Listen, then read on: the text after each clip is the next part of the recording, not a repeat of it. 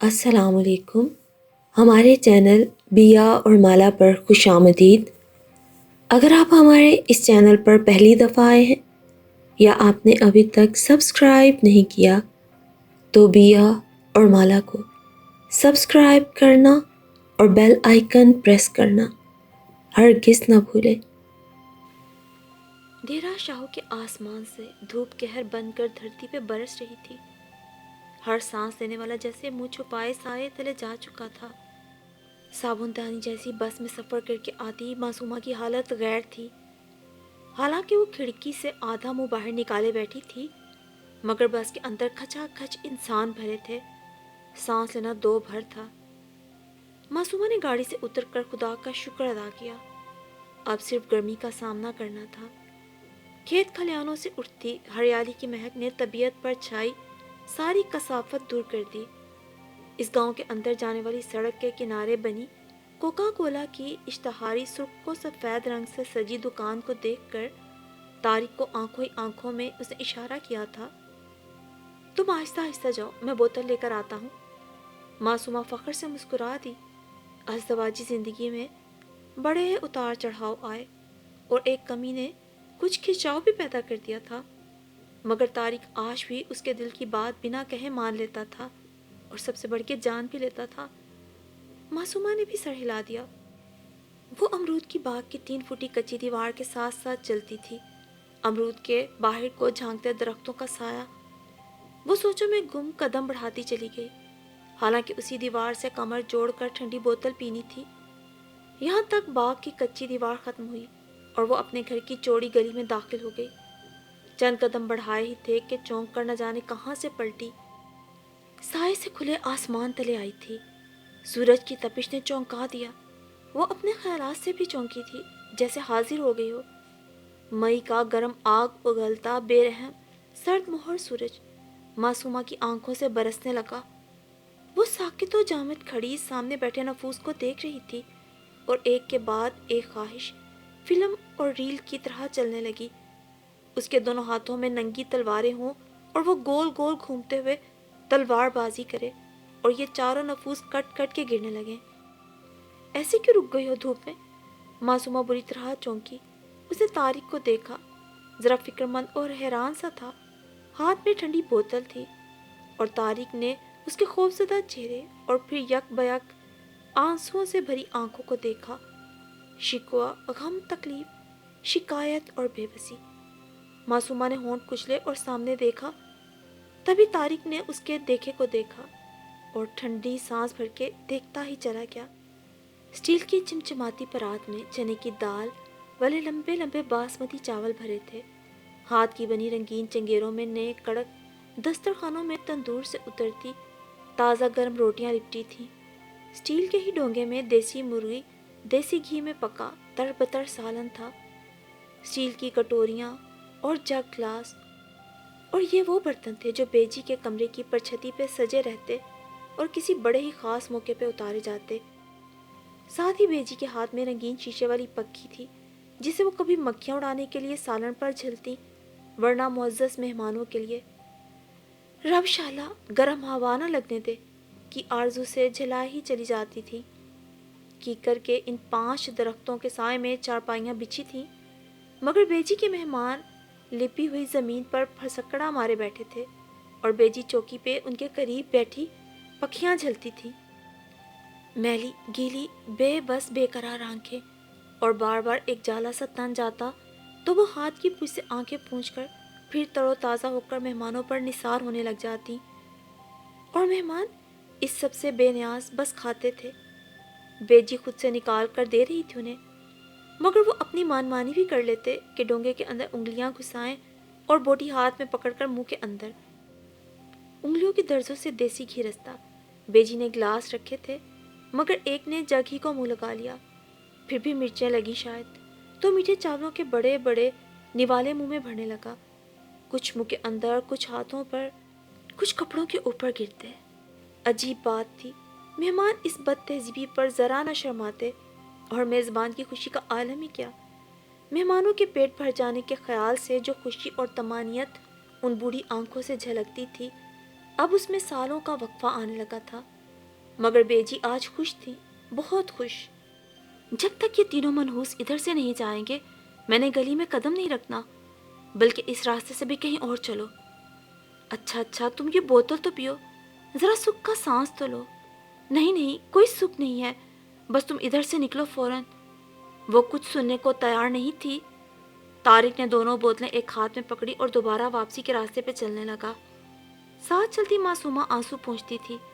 उल्टे हाथ पर ताहते निगाह खेत थे और सीधे पर अमरूदों का बाग। तारिक बाग में ही घुसा। जरा आगे जाकर राखे की चारपाई पड़ी थी। तारिक ने बोतलें चारपाई की बनाई के खला में फंसाई, फिर मासूमा का हाथ पकड़कर उसे बिठाया। अच्छा, रोना तो बंद कर दो ना। नहीं होता। वो खुल के रोने लगी।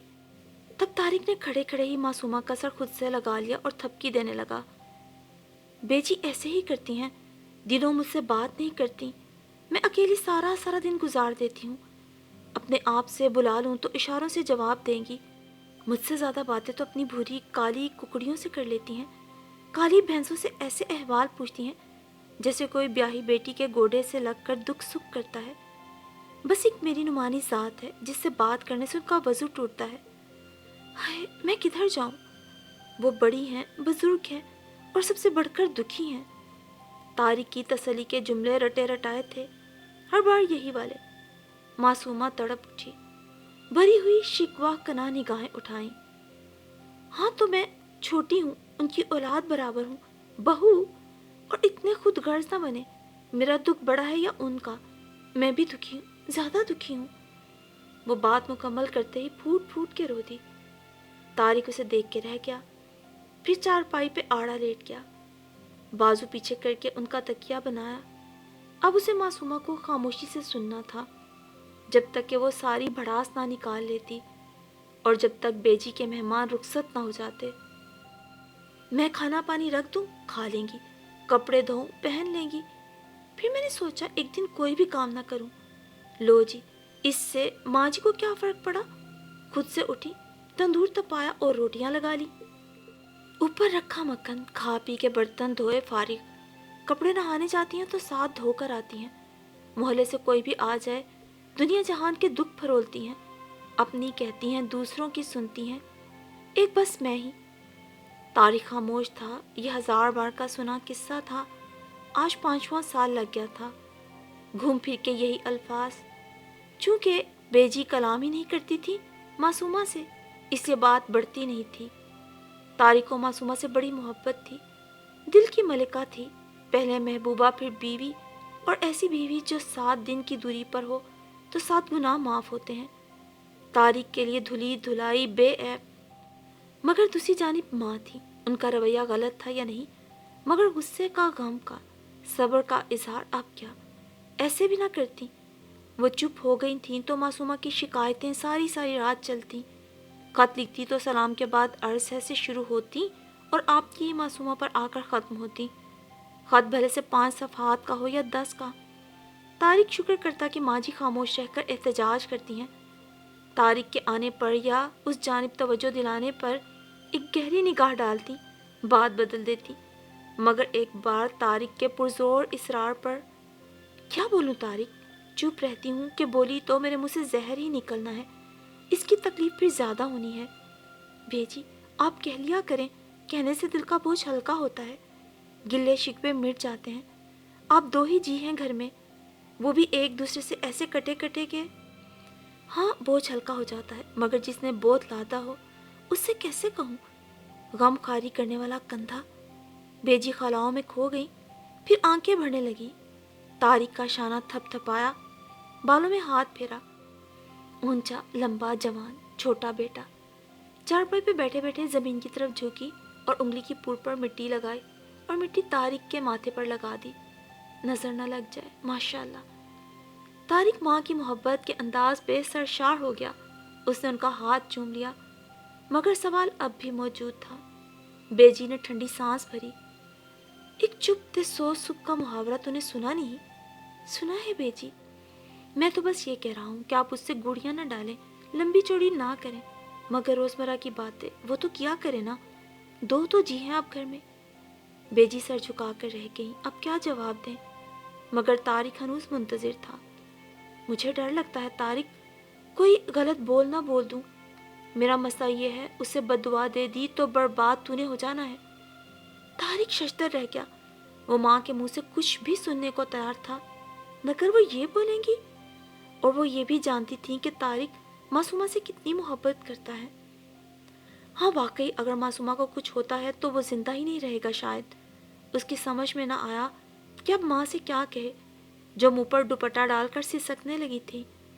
دبلا پتلا، جھریوں سے بھرا وجود، سفید بال، گیلی آنکھیں، اور اس پر اگر آنکھوں میں غم بھی آ کر ٹھہر جائے، اور غم کی وجہ جانے انجانے میں وہ بھی تو تھا، معصومہ اور وہ۔ اسے بد دعا دی تو لگ تجھے جانی ہے۔ ہاں تو ماں اس بے تحاشا محبت سے واقف ہے جو اسے معصومہ سے ہے، مگر پھر، اور غلطی کس کی تھی پھر؟ معصومہ کی سسکی پر اپنے خیالوں میں گم طارق چونکا۔ وہ اس وقت سے بول رہی تھی، کہتی ہیں اس لیے نہیں بولتی کہ کہیں بھیڑا بول نہ نکل جائے۔ میں کہتی ہوں بھیڑا بول چکی ہیں، جبھی تو۔ معصومہ ادھوری بات کہہ کے بھبک بھبک کے رو دی۔ طارق ایک طویل ٹھنڈی سانس کے ساتھ اٹھ بیٹھا۔ چپ کر جاؤ معصومہ، کوئی دیکھ لے گا تو کیا کہے گا؟ طارق بیوی کو رلا رہا تھا۔ اس کا انداز ہلکا پھلکا لاڈ بھرا تھا۔ کوئی کچھ نہیں کہے گا، سب جانتے ہیں بیجی مجھے چپ کی مار رہی ہیں۔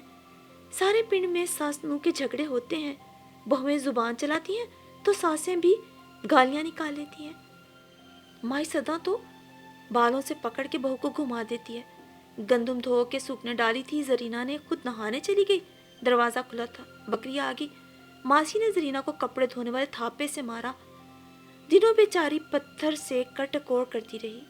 مگر میں پھر بھی کہتی ہوں، میری ساس جو ظلم چپ کر کے ڈھاتی ہے، وہ تکلیف نہ بال کھینچنے سے ہوتی ہے، نہ تھاپے سے پٹنے میں۔ طارق معصومہ کے مسئلے کی گہرائی سے پریشان تھا، مگر زرینہ کی ساس نے اسے تھاپے سے مارا یہ نئی خبر تھی۔ اونچی لمبی جہازی عورت ماسی، اور دبلی پتلی سی زرینہ جو سگی بھتیجی بھی تھی۔ ماسی نے اسے مارا؟ تم نے مجھے بتایا ہی نہیں کہ ماسی نے زرینہ کو۔ طارق کو موضوع بدلنے کا موقع مل گیا، مگر معصومہ شدید دکھ کا شکار تھی، اور کوئی موقع ہوتا تو فٹافٹ شروع ہو جاتی تھی، مگر وہ یکدم چوکنی ہو گئی۔ طارق بھی چونکا۔ یہ بڑے ڈنڈے سے بندھے گھنگروؤں کی آواز تھی۔ ڈنڈا زور سے زمین پر بجتا تھا، چھن کی کرخت آواز، اور ساتھ ہی حق اللہ، پھر چھن، پھر حق اللہ، پھر چھن۔ دونوں نے ایک ساتھ امرود کی دیوار کے پار دور دیکھا۔ بیجی کے تینوں مہمان خوب پیٹ بھرنے کے بعد جا رہے تھے۔ ایک لمبی داڑھی اور لمبے لمبے بالوں والا بوڑھا مگر مضبوط جسم کا مالک، خاکی میلی شلوار قمیص، سبز کرن لگا دوپٹہ گردن سے دونوں جانب پڑا تھا۔ وہ ڈنڈے کو مار کے حق کہتا تھا۔ اس کے پیچھے دو سبز چوگا پوش گنجے، ایک بھاری جسے کا مالک تو دوسرا پتلا سا۔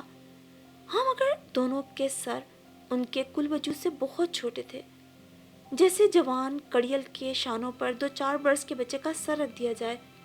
جب وہ چلتے تھے سر یوں ہلتے تھے جیسے شیشے کی بوتل پر انڈے کا خالی کھول جھولتا ہے، دائیں بائیں بے خود بے قرار۔ معصومہ نے خوف زدگی کے عالم میں طارق کا بازو دبوچ لیا۔ طارق نے اس کے ہاتھ پر اپنا ہاتھ رکھ کے تشفی کرائی۔ وہ کہیں کھو گیا تھا، یہی وجود اور ایسا ہی ڈولتا سر، خود میں مست ملنگ۔ طارق کی نگاہوں نے دور تک ان تینوں کا پیچھا کیا، اور جب وہ نگاہوں سے اوجھل ہو گئے تب بیجی سے بہت ساری شکایتوں کے باوجود دل کسی بوجھ سے بند ہونے لگا، جیسے معصومہ کے چہرے پر ایک سکون اترا تھا۔ وہ کھڑی ہو گئی۔ اب گھر جانے میں کوئی رکاوٹ نہیں تھی۔ بیجی کے مہمان جا چکے تھے، ایسے مہمان جسے ہمارے ہاں عرف عام میں شاہ دولہ کے چوہے کہا جاتا تھا۔ معصومہ جانتی تھی بیجی نے اب کئی دن تک سرشار رہنا ہے، اور اب کبھی رونا ہے کبھی ہنسنا ہے کہ آج شاہ دولہ شاہ کے چوہے ان کے مہمان